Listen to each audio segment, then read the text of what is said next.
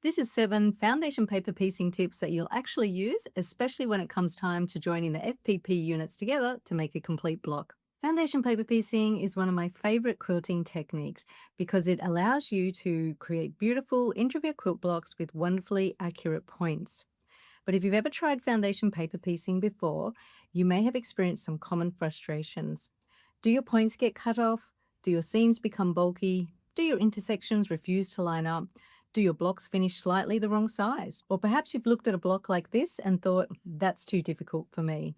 Well, today I'd like to change your mind. In this video, we're making the castle rosette, and along the way, I'll share 7 practical foundation paper piecing tips that have helped me achieve flatter seams, sharper points, and more accurate blocks. One of today's tips completely changed how I join bulky seams, and it's a little bit controversial, so make sure you stay until the end. So let's get started.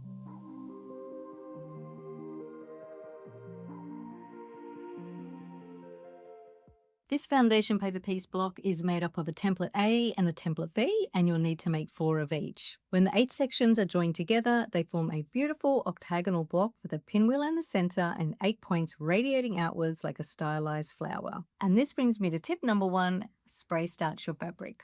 I wasn't a spray starcher for a very long time, but once I started using spray starch, I realized just how much easier it makes foundation paper piecing. This block includes several bias edges, particularly on these triangle pieces.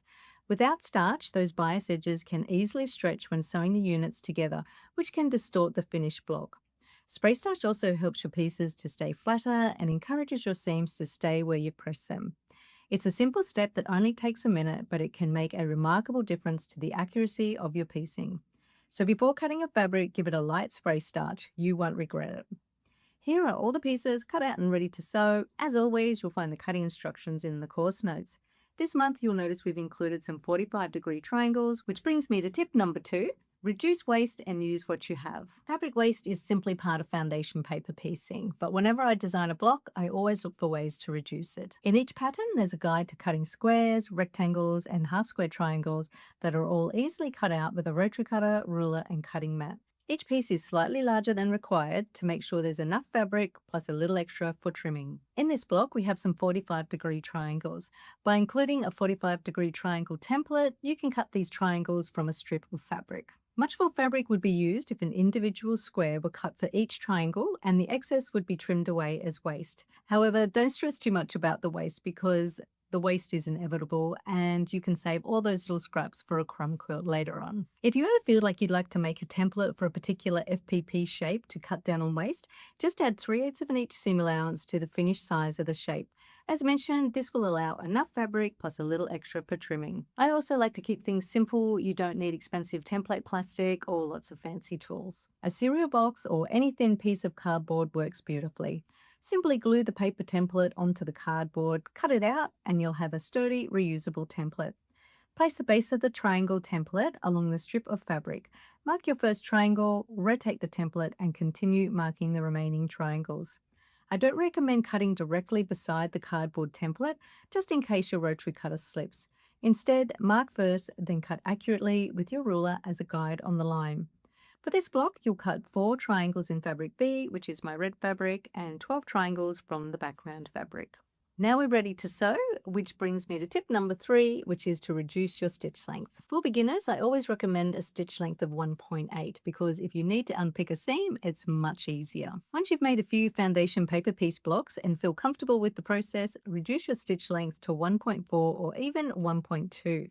The smaller stitches perforate the paper more closely, making it much easier to remove later, while also helping prevent the seams from coming apart around the outside edges of your units. Now let's start sewing because tip number 4 is something I deliberately designed into this block, which is make your seams work for you. This isn't always possible with every foundation paper piecing pattern, but whenever you have the opportunity, try arranging the sewing sequence so your seams naturally face in opposite directions. When I designed this block, I deliberately made template A and template B sew in opposite directions. Template A is pieced from the center point towards the outside edge. Template B is pieced from the outside edge towards the center. It might not make sense now, but in a few minutes you'll see why this makes joining the block so much easier. Once you've sewn 4 of each template, you'll begin to see the beautiful octagonal design appear. If you're new to FBP, you may want to watch our Introduction to Foundation Paper Piecing video. We'll put a link in the description for that. But now let's start joining those units together. Tip number 5 is to use a scant 1/4 inch seam allowance when joining the units together. One of the most common reasons that blocks finish a little bit too small is because the seams are a fraction too wide. We actually made a video about this and let's revisit that right now. So I just cut 3.5 inch strips of fabric. They can be any length. These are about 3 inches wide. And then I sewed my seams. Now, when you're sewing your seam, some places where people actually get themselves into a little bit of trouble is when they're starting and when they're ending, sometimes they run off a little bit. So it's really important to stay consistent with that seam, your seam allowance all the way along when you're sewing. So this is my standard foot that I used here. I've sewn them together and I've pressed all of my seams in towards the darkest fabric, and then I'm going to measure it. So when I put my ruler on there, just to double check, this strip should now be 1 inch wide after having a 1/4 inch seam sewn on both sides. And look at that, it's a little bit less than 1 inch. So that's going to cause a problem when you're making an accurate block and your seams are supposed to be a 1/4 of an inch. So how come when I sewed a perfect 1/4 inch seam that when I pressed my pieces, it ended up less than what it should be?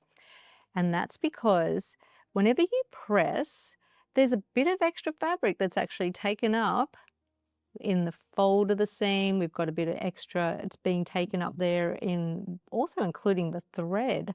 So all those things going into account, well, I've got a seam on both sides.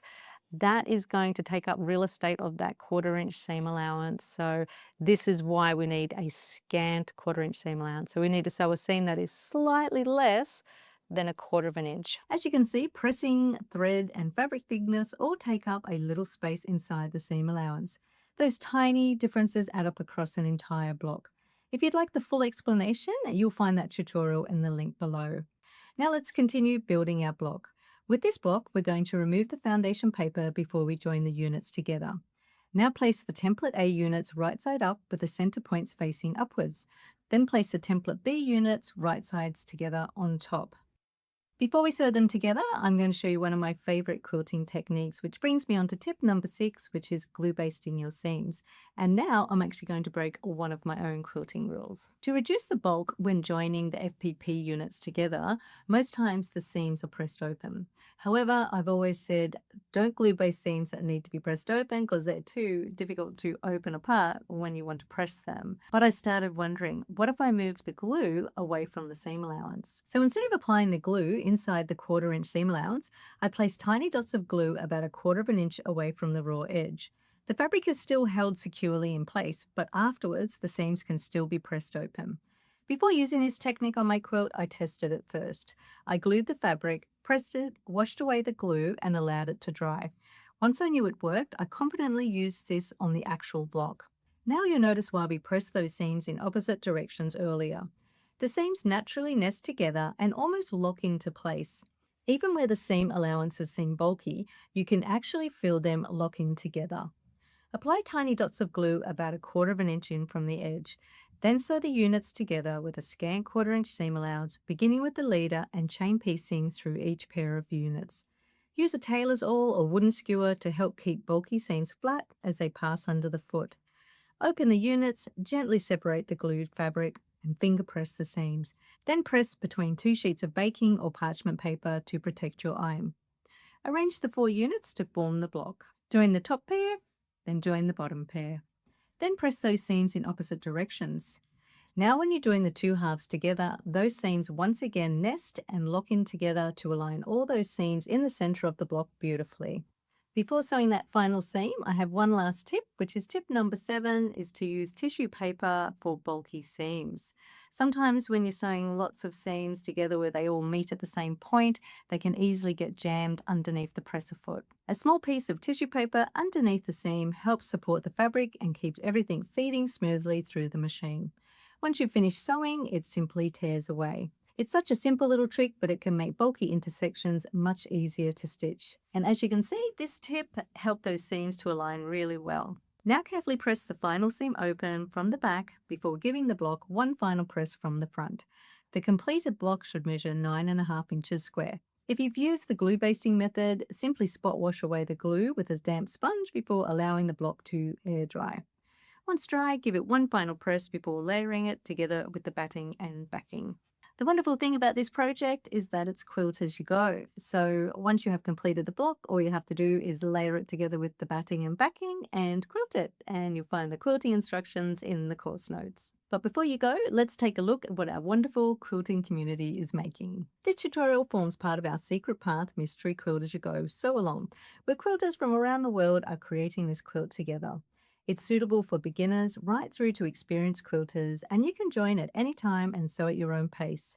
Over 12 months, we gradually build each individual block before joining them together into one beautiful Quilt-As-You-Go quilt with all blocks set on point. If you'd like to practice the techniques you've learned today, the Castle Rosette Foundation Paper Piece block is available as an individual pattern to purchase from our website. I'd love to know if any of these tips help you to improve your foundation paper piecing, and if they did, leave a comment below. Thank you for supporting our little mother and daughter quilting business here in Australia, and I'll see you in the next video.